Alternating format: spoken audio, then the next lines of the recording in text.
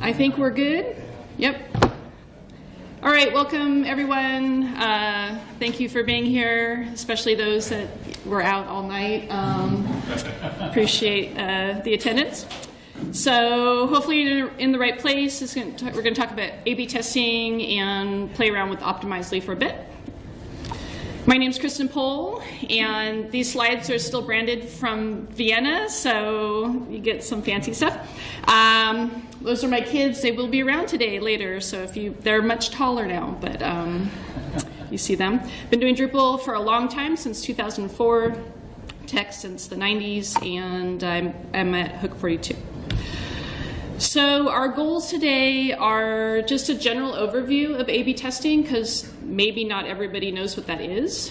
Who doesn't really know what A/B testing is? Oh, not that many. Okay. Well, we'll do a quick overview. We'll learn about Optimizely, and then the slides have a bunch of resources as well that you can look at later. All right. What is A/B testing? So this is from dictionary.com, a research methodology that compares two or more versions of a product or strategy to determine empirically which version is superior. It's a lot of words. So okay, well, I don't know. What does that mean? A/B testing, the concept of A/B testing actually started in the early 1900s in terms of this scientific method. And it was one of the first applications was actually in agriculture. So the idea is you'd have two farm fields, and one of them you would put more fertilizer, or maybe a different fertilizer or something. So you had field A and field B. They didn't actually call it A/B testing at the time, but they was doing a scientific experiment and seeing which of the fields would actually do better and yield more product.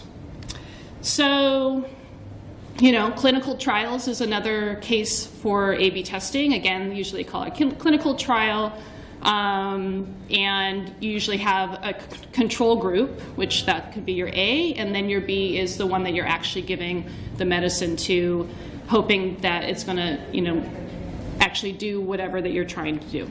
Try to make the person better, cure something. And that was starting in around the 1950s.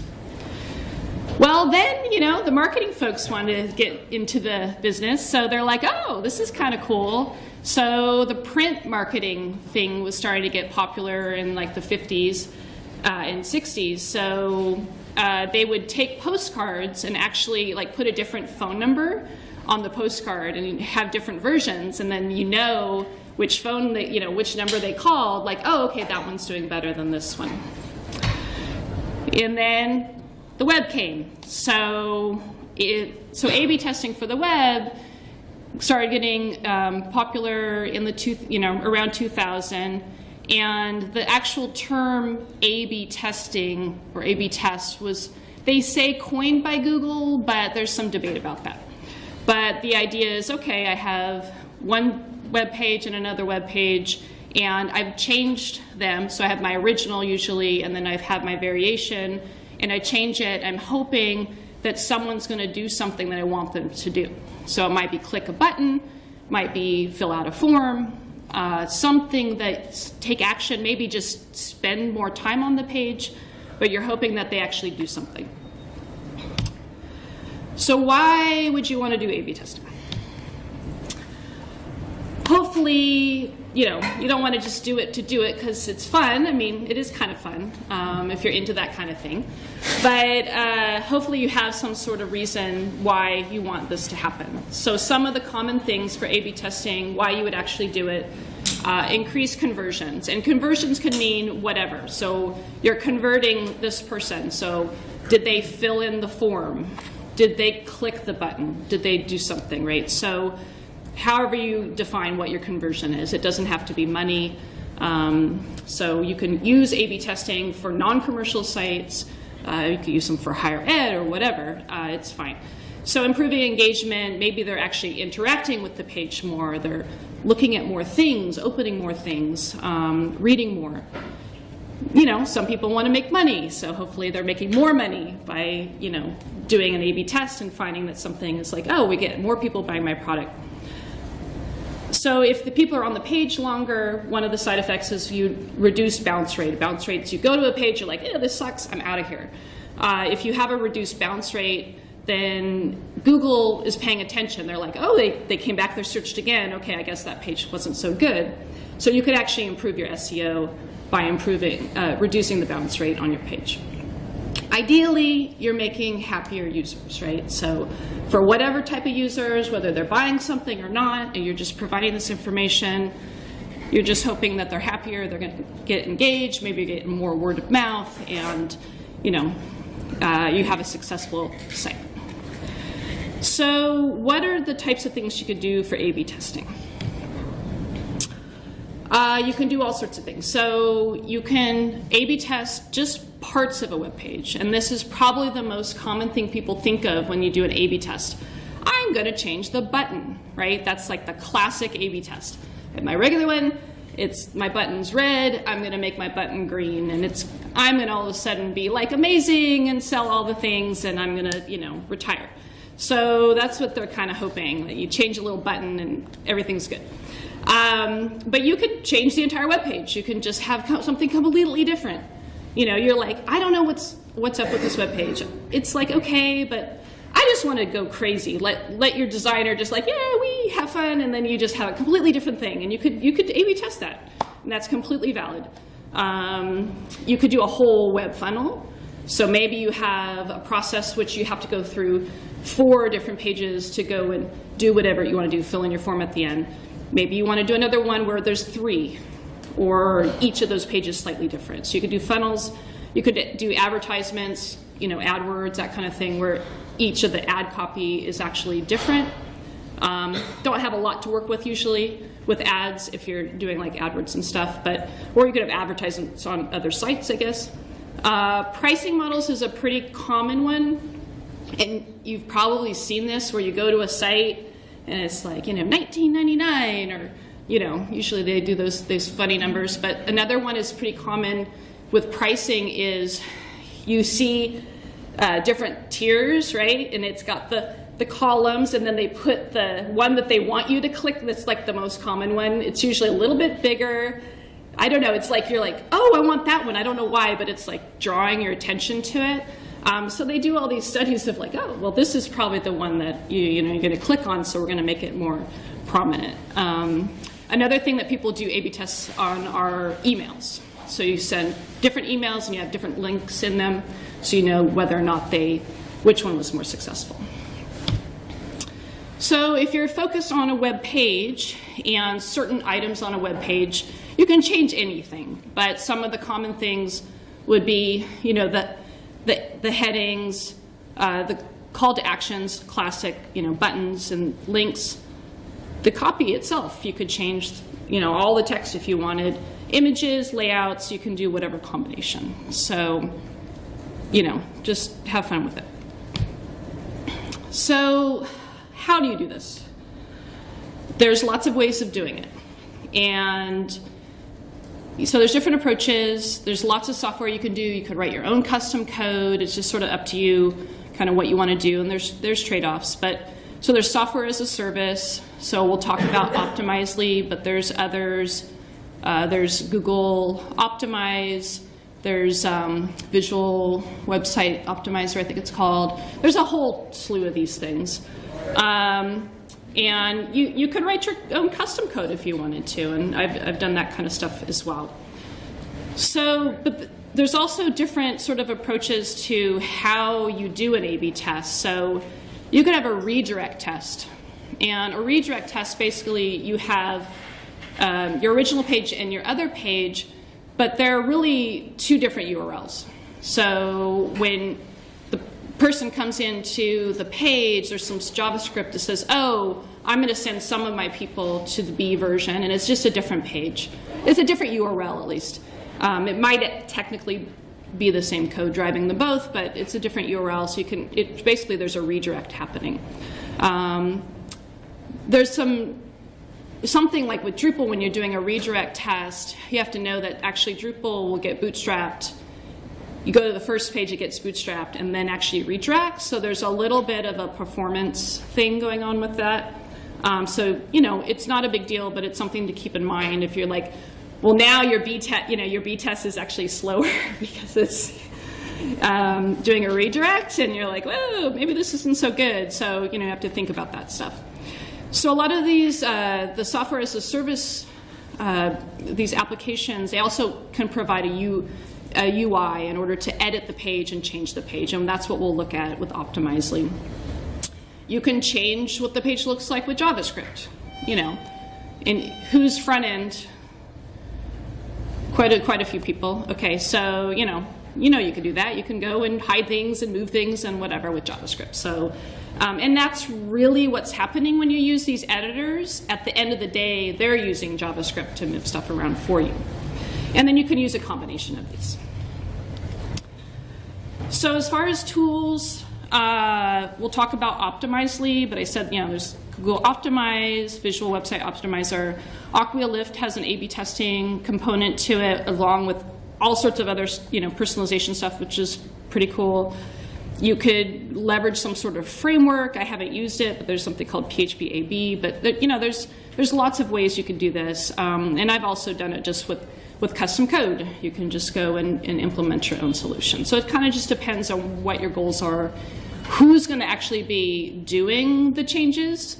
If you want someone who's non-technical to do it, they're going to need some sort of UI. I mean, it's going to be really hard for them to be like, yeah, go change this JavaScript. It's easy, just go do this. And, probably they're not going to be able to do that. So it really depends on who is actually doing the A/B test. And it depends on the organization. Sometimes it makes sense for the designer just to say, well, these are the 2 pages. You just go do it. I don't care how you do it. And sometimes actually there's a marketing group, and they actually want to go in and they want to play around and they want to change it themselves. They have more control over it. An important part of A/B testing is you need to decide what is it that you're measuring, like what makes it successful. Having A/B test doesn't really mean anything if you don't have some sort of goal, and whether it's they're clicking on this button, they're filling in this form, or whatever. But you need to know ahead of time what you're measuring. Don't have too many. Like, pick something very concrete, something very straightforward to measure, and just stick with that. It just gets complicated to try to track too many things for your A/B test. Okay, so we'll look at Optimizely. So before I open up the demo, it is a live demo. We'll see how that goes.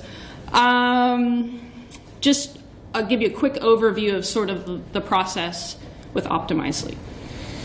You're going to add some JavaScript to your site, and that will allow Optimizely to take over, right? So add it however you want. We're all Drupal people. There's several ways you can add your JavaScript. So you can add your JavaScript.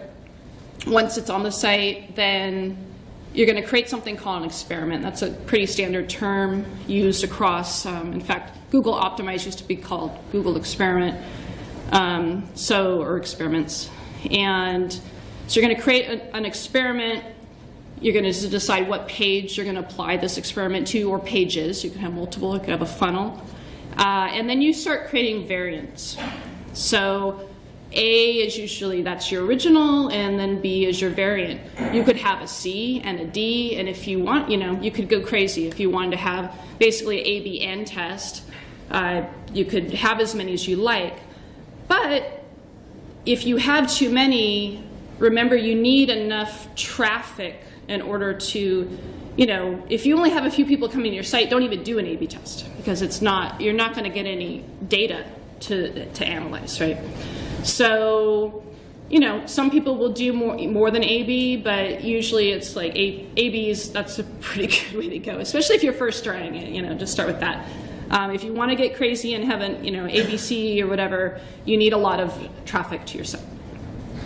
So you're going to make your changes using your, we'll use the UI a bit to play around with that. And we're going to, just save your changes, and then you actually have to publish your experiment with Optimizely. So sometimes you forget because you're in another UI, and then you're like, oh, why isn't, got to click that publish. So there's a various settings in Optimizely, so you can do your variations. So A, B, C, however many you want. We'll focus on just A, B. You could do pages, plural, if you want. We'll stick with just, one. And you can do audiences, which is pretty cool. So a pretty common use of an audience would be desktop versus mobile. That's very standard, right? Because usually they look pretty different. So you'll have, you'd actually have an A/B test that was targeted at desktop and one for mobile, and that's a pretty common thing. But you could do all sorts of things. You can do location and browser and different campaigns or whatever. So, and you can set up your own custom audiences. So it's pretty flexible. How you want to segment people. If you want, you can integrate with all sorts of fun stuff, Google Analytics, AdWords, and some various third-party things, in order, especially if you're trying to measure certain goals, like in Google Analytics, if you've already set up some sort of goals in there, because they actually have goals that you can set up, then you can actually tie that together. So the metrics, and page views, like how many page views, I don't find that useful, but it's usually clicks is the most common thing, unless you're going to actually tie in with something like Google Analytics. You can add JavaScript and CSS directly into the settings. And another thing, so something that is super important is what they call traffic allocation, and that's how you're splitting your traffic between your pages. So you think, okay, A/B test 50-50. That's a pretty standard thing. I'm going to send 50% to this page and 50%, 50% to A, 50% to B. You might not always do that, though. So a case where you wouldn't do that is you decided to go crazy. You're like, you know what? I'm just going to do something fun. I don't know if it's going to work, but this is kind of risky. I might lose a bunch of people, but I'm just feeling kind of crazy. So why not? Let's do it. So you might do a 90-10 split and say, well, I'm going to keep, most of the traffic to the regular page, but I'm feeling lucky. I'm going to go and play with this one. So then you do some, and you monitor it very carefully, see if you're like completely off the mark. And then, if you see like, oh, it seems okay, maybe you can increase that as you go. But so you don't have to do the classic 50-50. And obviously, if you're doing more than A/B, then you're splitting your traffic up. So another thing that you can do in Optimizely is you actually can schedule these things. So if you want them to, A/B test starting Friday and end on another day, then you can do that. All right. So in general, you do all these settings. You start your experiment, and you have to wait because you need data. You need the people coming in. They're doing stuff, and you wait. Once you've waited long enough, and long enough depends on how much traffic you get. If you get tons of traffic, you can analyze your stuff pretty fast because you'll have a lot of data and you can look at it. But if you don't have that much traffic, you're going to be waiting a while.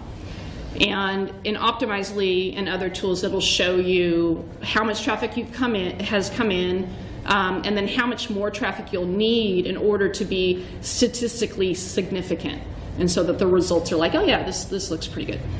And then at that, if the B1, if you're doing A/B and the B1, then you would typically implement that and say, okay, it's good, let's actually make that the real thing. And then that becomes the A, and then you do another B, right? So and sometimes it fails, and you just say, okay, scrap that, move on. All right, let's try a demo. Let's see if that works. Okay, any questions before I start the demo? Everyone's like, I'm not awake. No, all good. All right. All right, so one of the things, I have been using Optimizely for some time, but I was using it on this client account. So I was like, oh, well, I'm going to give this talk. I gave this talk in Vienna, at DrupalCon Vienna, and I'm like, oh, well, I better sign up for my own account because I'm not going to use a client account. That's not cool. So I signed up about a month ago, and they completely changed the UI. I was like, what? Okay. So it's actually more clear than it was, and more powerful, and I like it, but yeah, it threw me off a little bit. So this is sort of the dashboard. When you go into Optimizely, I did increase the font. Are you okay in the back? Can you see the font okay? All right. So I already have some experiments that I had created, and we'll go through these. But so I have, like I mentioned, a desktop and mobile test for a home page. Split those out. I have a redirect test. We've talked about doing a redirect test. And I did a little something interesting with my redirect test, because I actually have one where I have A and B, and it's a redirect, but then once it gets to the redirected page, I actually use Optimizely again to change it. So I was just kind of playing around. So, you know, you could do all sorts of fun stuff. And then we're not going to talk about the top one, because I was just playing with there's some extension things that are interesting. So one of the most important things before we get into the tests are looking at results. And I just wanted to make sure that we didn't forget to cover that. So you'll get so on this page here, there's this, if you're running the experiment for a while, there's this results. I'm just going to look at the results first, because I just want to make sure I don't forget, because actually in BNA I forgot to go over this one. So it'll show you how many people have, how many visitors you've had on the different pages. This is just my test stuff, so you know, this is just me clicking around and stuff. So A versus B, and then it gives you all sorts of, so for each of, these are all my metrics. I had the contact CTA, call to action, so button, find out more, button, and that kind of thing. So it's showing me like how many people actually clicked the button that actually went to the page, and then there's just more breakdown. So the most important thing I want you to see is it shows how many visitors are remaining in order to make this test, you know, make sense, right? So I would need another 100,000 visitors hitting this A/B test for it to have results that mean anything to me. So that's important to take note, is if you're, you know, you need a fair amount of traffic. If you're only getting, you know, a few hundred people coming to your site a month, then it doesn't make any sense to do this. So, you know, hopefully you're getting, you know, at least thousands of people coming per day, ideally, and then, you know, you have some sort of data that you can use. So that's the main thing I wanted to make sure to show on this page. So now if we look at some of the other things, there's some settings in Optimizely you can use. You can include jQuery, because you can actually add JavaScript directly into the interface if you want. One of the things that I set when I'm building the test is to not cache, because I'm wanting to see my results right away and I don't want it to cache, so I do that. That's the main thing I wanted to show here. And then when I talked earlier about audiences, this is where you can set up custom audiences if you want. So like I have a Berkeley one that I made, and it's actually pretty cool that you can just set up. You could do combinations. It's a little bit kind of Drupal-y. It's got, you know, you can do this or thing and, you know, you could add, I added a custom attribute because it let me, so why not? So anyway, there's, you know, campaigns and browsers. You could get stuff from the cookie, custom JavaScript, devices, so forth. So languages, all sorts of stuff. So pretty flexible how you want to target. Maybe you want to target just a certain language, just a certain geographic locations, just a certain device, or a combination of those things, right? And then you can chain these together, which is pretty cool. So that's audiences at the high level. And so these are different pages that I've set up, and we'll go over this in more detail when we look at the experiments. So So here's an experiment. This is home, so before we actually look at that, let me show you.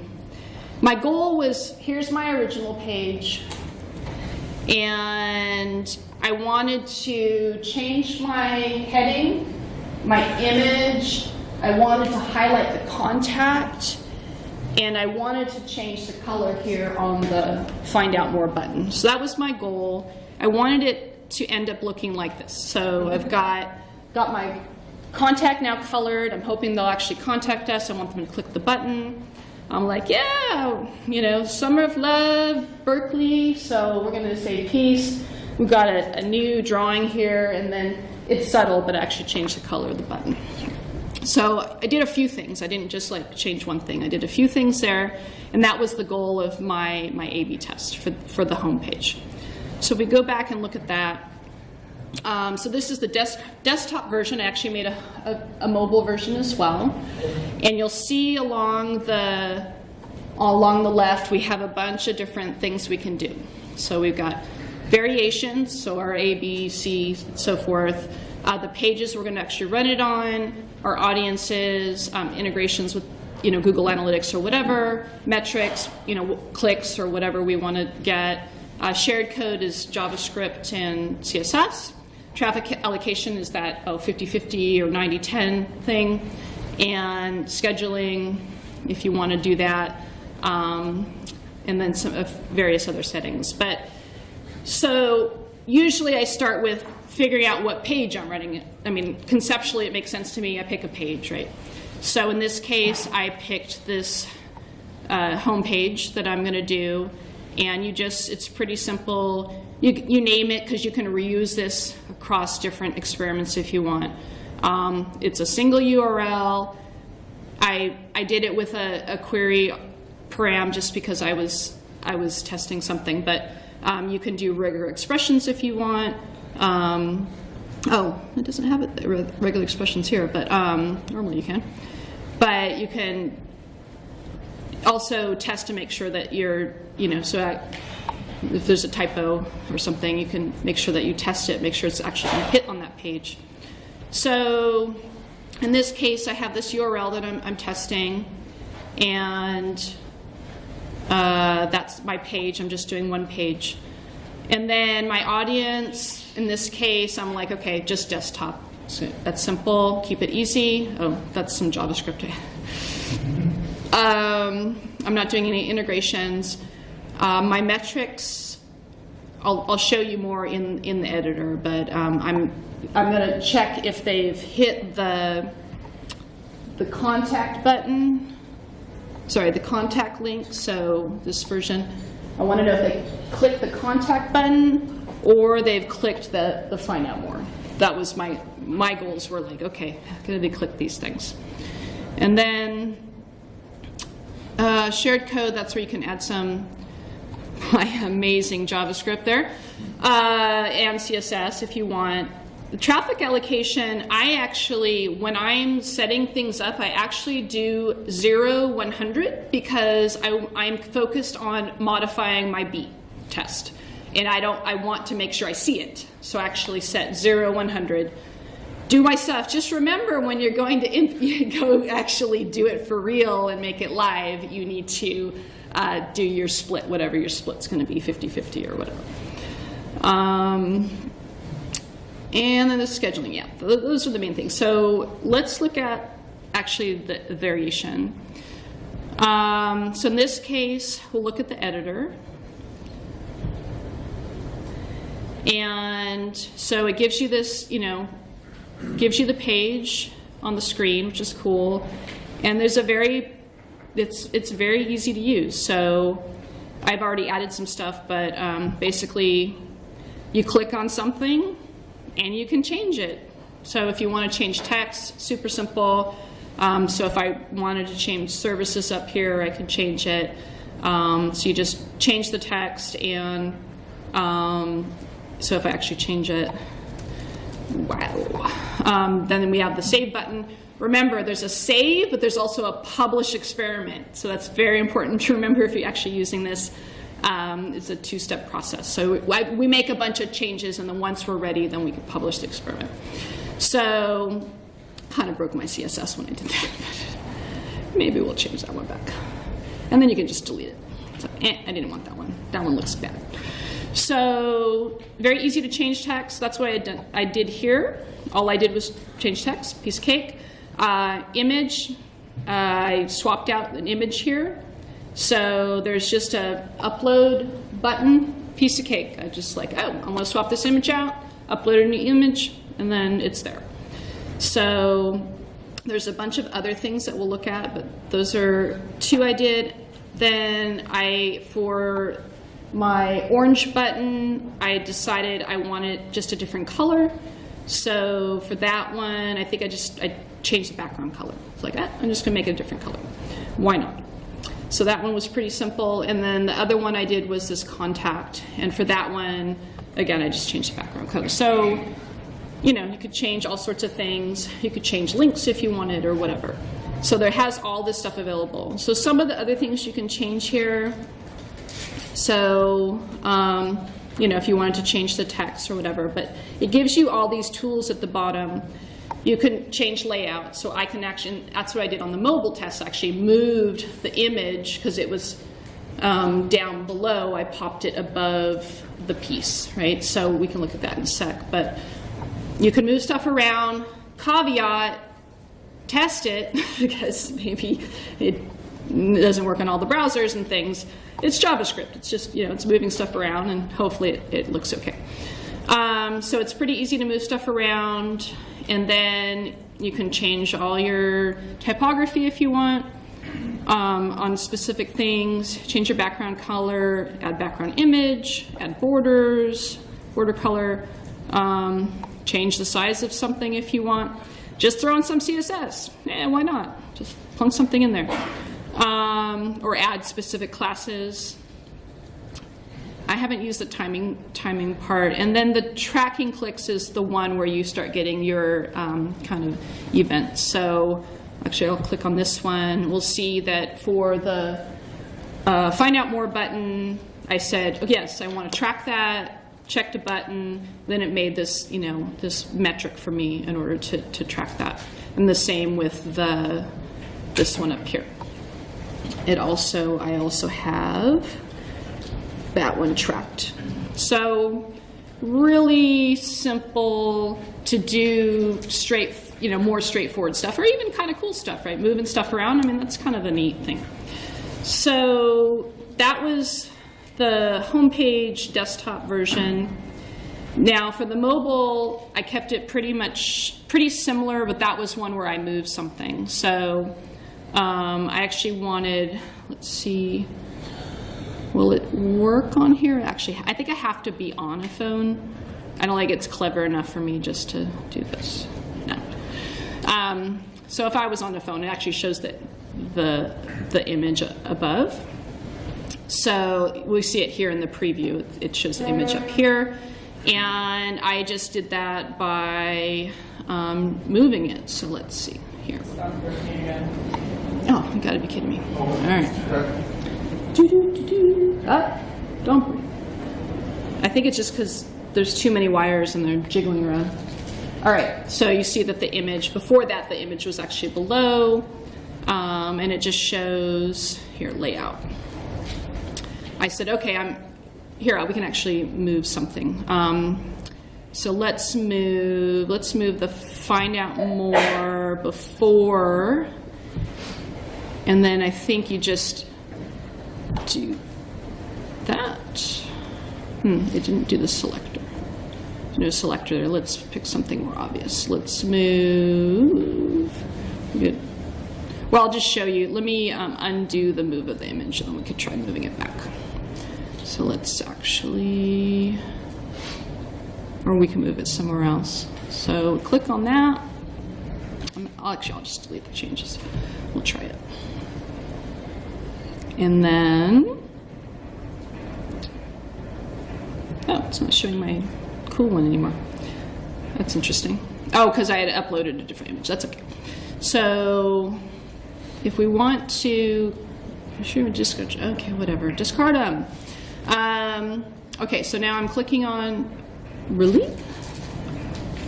Okay. I've got this button and I want to change the layout. So we go to layout, and then, why is it still there? That's interesting. Live demo, yay! It's like, no, I'm not going to delete it. I want to delete it. I'm not sure. Yeah, because it's actually saying the same thing as I just had. So, all right, well, it's easy. Piece of cake. We won't fiddle with it too much, but the idea is you just choose something, you say where you want to move it, and it will move it, just not a live demo. All right, so now let's talk a little bit about the redirect test, because that's a little bit different. So for that one, again, you set up an experiment, you say what test or what page you want to run it on. In this case, I chose a different page, so I'll show you that. I said, oh, this is my A version. I'm like, I don't like it. It kind of sucks. So I'm going to make something different. So my different one looks kind of like this. It's actually almost completely different. I have different image. This is the same, but all this stuff at the bottom, I just got rid of it. I'm like, yeah, I'm just going to do something different. And then the thing's going to go cuckoo again. All right. Yeah. Okay. So this is, I have an A version, a B version. They're actually physically different pages in this case, actually two separate nodes completely. You don't have to do it that way, but that's just the way I have it in this case.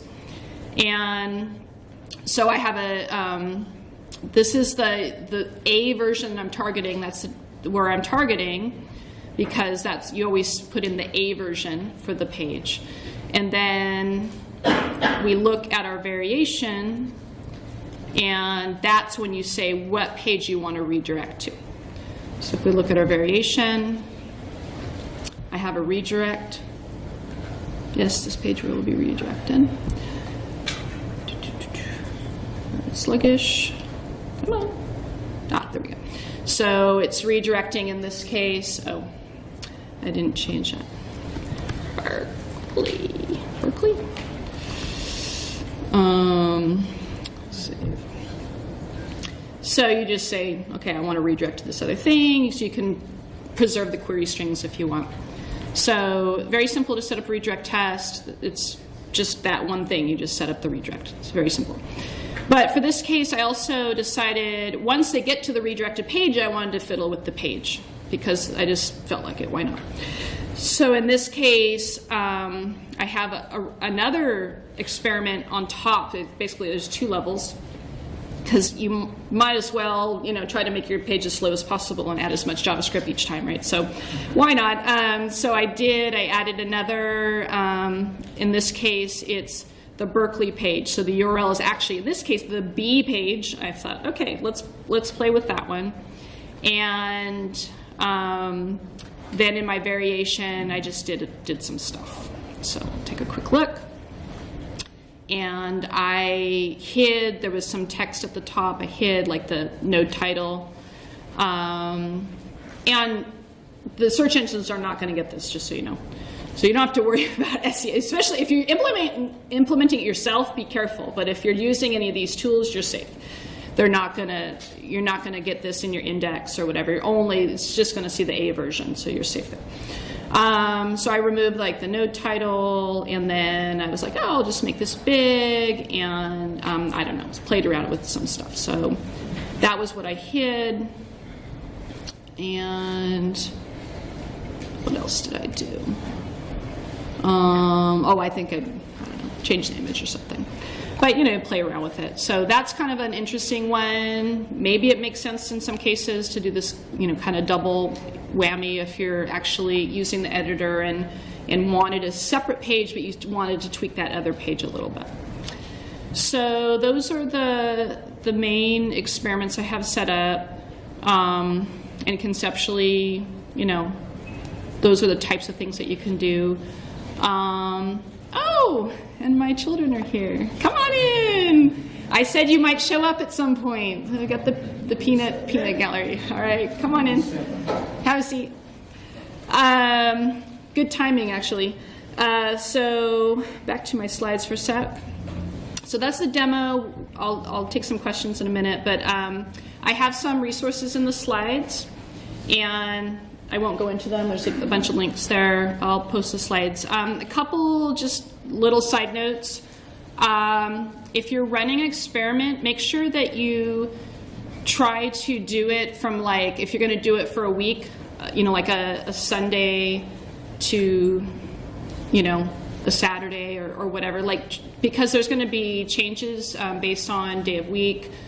If you're having some big publicity thing, some weird campaigns going on, you can mess with your results by having different demographics coming and that kind of thing. Or solar flares, maybe. I don't know exactly what's going on here. But so there's other factors that can actually make a difference in your results. So you just need to be aware of some other things that are happening. If Google decides to have some crazy algorithm change right in the middle of all of your stuff or whatever, and all of a sudden that's changing the amount of traffic you're getting, you might have to run longer or whatever. So just keep those in mind. Some quick common mistakes. Your sample size is too small. We already talked about that. You need enough traffic in order to get data. You didn't wait long enough. Same sort of thing. Oh, wow. It's just like, woo, we're partying in. All right. You're trying to measure too many things. We talked about that. And then also another thing is I recommend don't just change just the button. Like, I mean, you could do that, but if you're going to do lots of tests and you're changing just the button, you're like, okay, well, it was marginal. And then you're like doing another test and another. Like, it's going to take a long time to get, start fine tuning. So try to do something a little bit more aggressive and a little bit different. Change your layout or change a few things. And then, you won't necessarily know if it was the button, but at least, it's going to shorten your time to be able to change. Or you can, if you have enough traffic, you can do the A, B, C, D, so forth.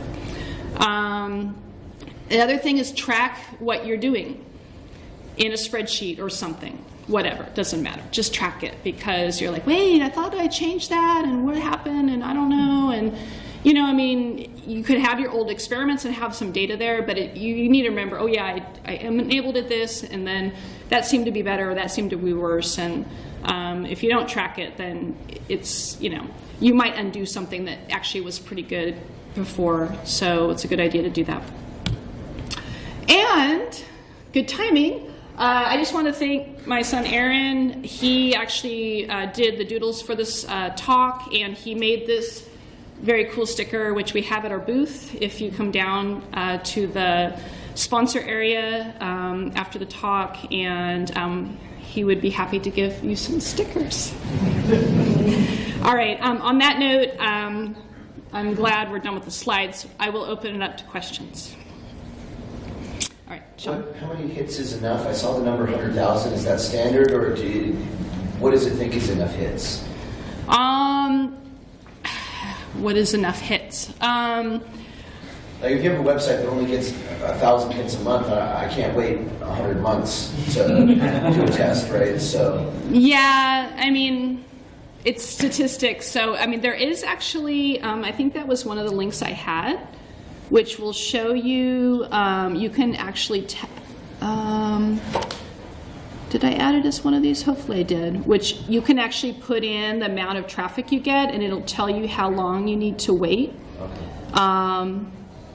Yeah, I'm sorry, I don't have my glasses on, but if I don't, I'll find it and I can let you know. But basically you can just say, oh, I get this amount of traffic, and how many days do I need in order to make this result statistically significant. But yeah, I mean, if you're not getting a lot of traffic, it's a little bit hard to do. I mean, you could get well, sometimes it's like really obvious, like if you make a change and it's like, whoa, this is like triple the numbers I normally get, or 100 times the numbers like you could sometimes tell. But if it's really when it's subtle. It's when it's that subtle difference, and so it really depends on so there's not like an obvious number of like, 100,000 or whatever, because if the change is so effective, then you don't need that much, right? Because it's just like, it's converging really fast, right? So, but there is some ways of playing with the numbers and figuring out some idea of how long things take. Questions? You were, I guess that visual page editor you're using is from Optimizely. Mm-hmm. And so, but I assume that you can also change the mode of that, so you can type in HTML. You can tack on content as well. Yeah, you can add actually content within there. Well, I mean, not just visually, but like, how does this tie into the rest of the site? That, like, if you have some kind of back-end functionality, then how does that page get to it? Not sure I understand the question. So the way that it changes the page is there's some JavaScript that you add in to the page, and then basically Optimizely has JavaScript, which is changing the page for you.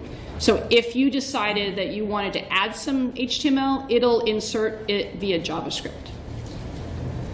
What is that you start with to create the variation? Well, you start with the page that you have, right? So you start with your own. You're not actually making a brand new, fresh page from. Yeah, it's not like creating just a whole HTML page for you. You're modifying an existing page.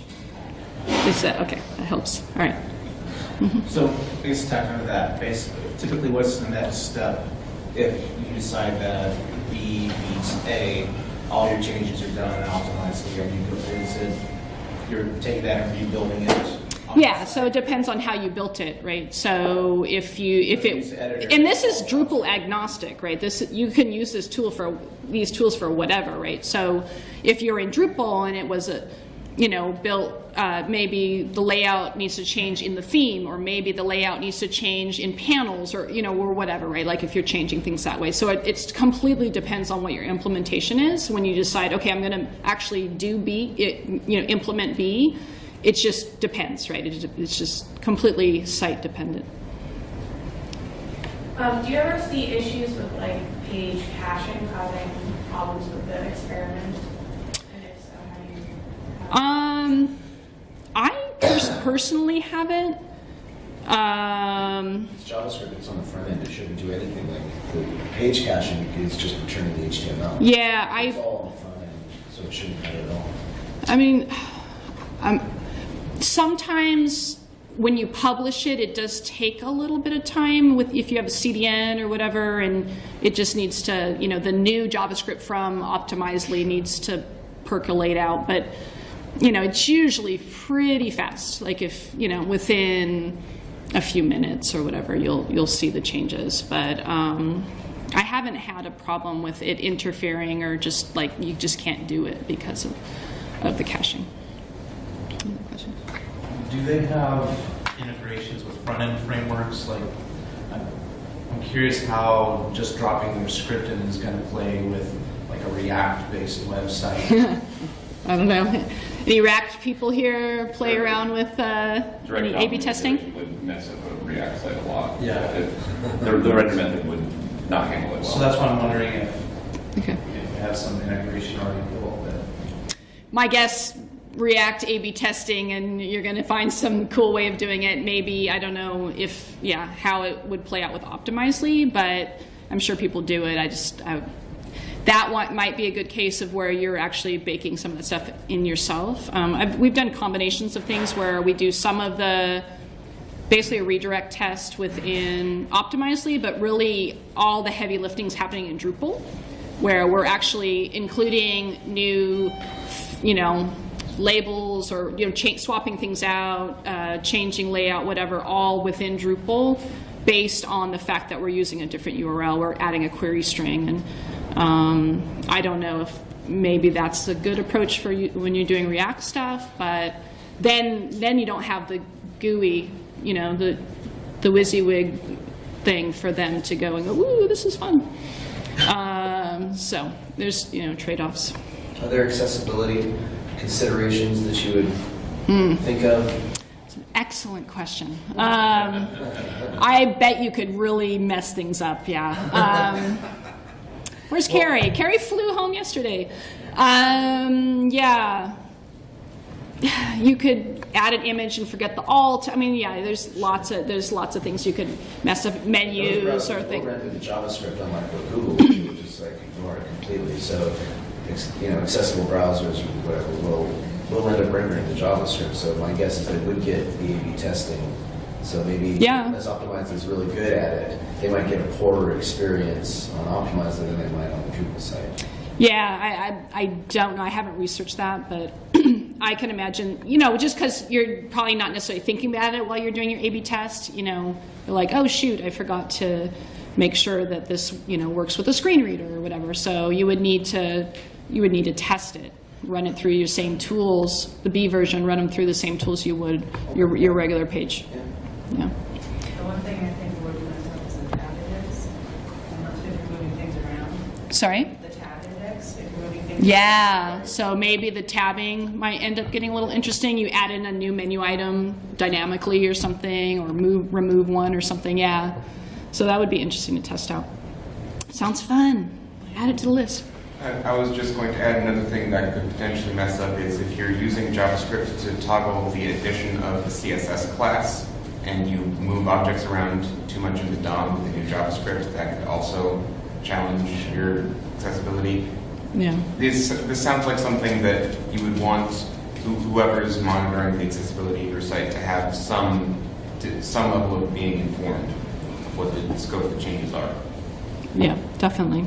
So yeah, I mean, it is another web page. It needs to go through. You fortunately don't have to deal with SEO, checks, but you do have to go through UX checks and make sure you're not doing something silly and accessibility and all that kind of stuff. All right, any other questions? So you mentioned not to have too many goals. Do you have a recommendation of how many goals would be okay? I like one, it's pretty obvious. Okay, I got more clicks. I got more people to fill out the form. I like to keep it simple if possible. That said, I don't necessarily like to just change the color of the button. So, simple in but still, change things in a way that you think are actually going to have a meaningful impact. And by all means, you could do user testing first, right? You can actually design it and put it in front of real people first and go, do you think this might be better? And if you get enough people saying, yeah, then go ahead and do the A/B test, right? That would be ideal, right? Instead of just like, yeah, let's try this, let's try that. And, and then you're like, well, that was a waste of time. So, yeah. All right, any other questions? Lunch. All right, thank you.